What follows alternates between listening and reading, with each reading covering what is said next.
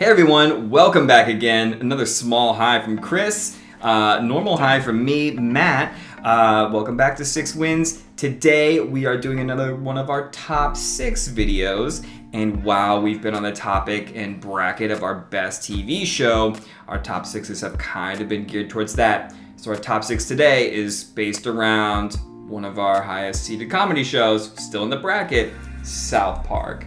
So Chris is going to give us his top 6 South Park characters for him and take it away.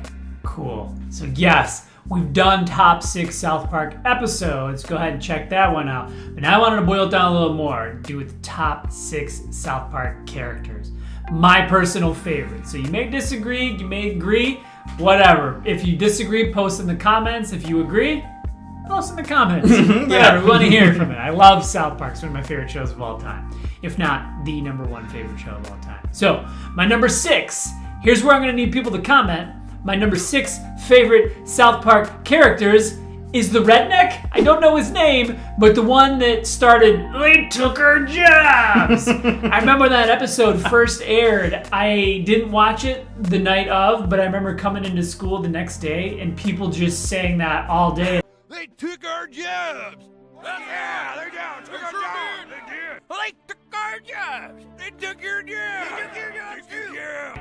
I don't know what you're talking about, but that's hilarious. Like, it's very rare people will come in quoting a TV show or movie and you'll be like, what is that? What is that from? That sounds funny. I want to go watch that. So he's my number 6. There you go. Yeah. My number 5, Sergeant Harrison Yates. The episode where they realize that it's not like a male teacher that's been hooking up with the kids, but a female teacher that's been hooking up with the kids. So they would just like make a bunch of jokes about it. Some young boys having sex with Miss Stevenson? Yes. Nice. Nice. You sure they've had sex? Yeah. Nice. Nice. Yeah. Yeah. And then there was another episode where I'll splice in a clip from it because I'm struggling to forget what the main premise was. But basically, they were trying to do some detective work when they had a hand that was like this, but then like all this like work in the lab, and he had like the whole machine gun. He realized that like he was like, it can't be this person because they're missing a right hand, and then like all it took was just him to like flip it over that whole thing. My number 4 favorite South Park character of all time, Jimmy Vollmer. Oh, nice. Yeah, just stand-up comedy. Yeah. Yeah. He's a really good character. I think he's an underrated and undervalued character. I think a lot of times Matt and Trey use him as a stand-in for like their more like typical comedy bits, and like he also is a stand-in for like their thoughts on the current like climate of comedy, because Jimmy will a lot of times talk about like why comedy is important or why he does comedy in like episodes where he's going to do a performance of like comedy is actually been used to, you know, change social structures and things like that. Okay, good stuff. My number 3 favorite South Park character of all time, he's lovable, Butters. I think it was Al Gore. Man Bear Pig. Where? Butters, because he is just so easily manipulated. Easy for me to say. And just how Cartman always just uses him how he wants. And then the classic episode where the kids get those martial arts weapons. And Butters actually takes one of those like ninja stars to the eye.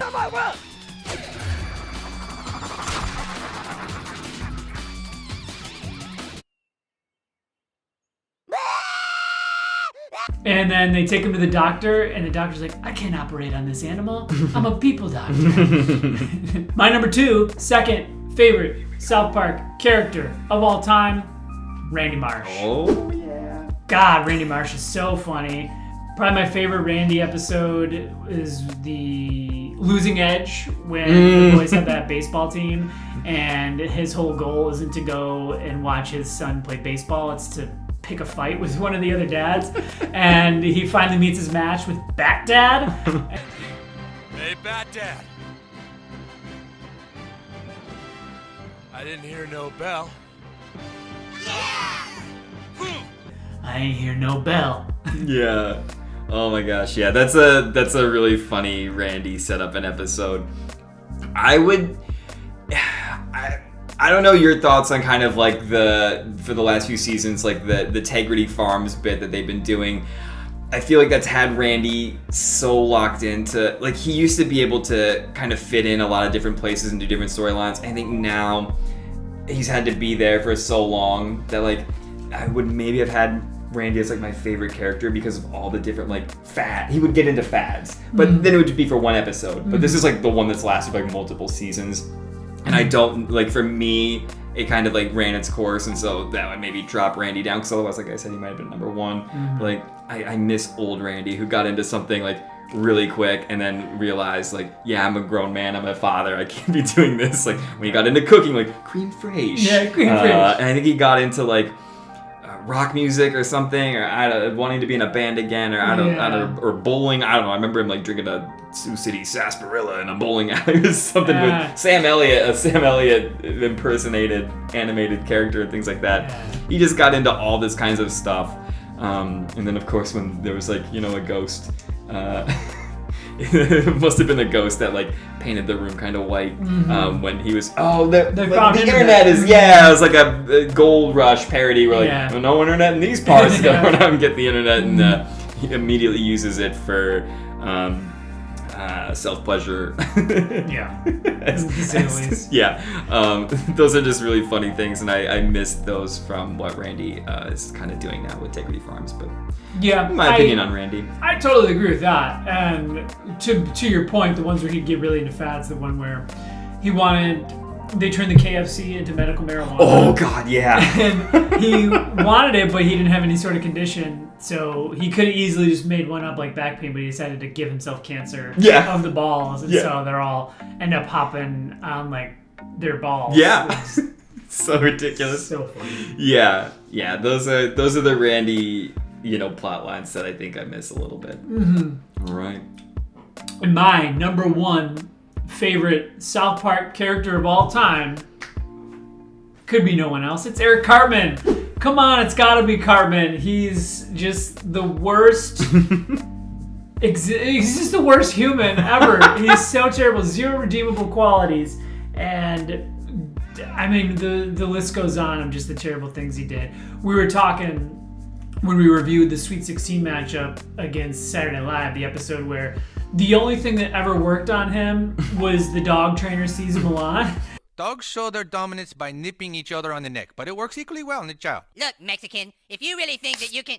Knock it off! He's fat and he has all this pent-up energy that we need to let him burn off. And then just one of the best episodes of all time, Scott Tenorman Must Die, where he kills Scott Tenorman's parents and then grinds them up and puts them in the chili and then feeds the chili to Scott Tenorman.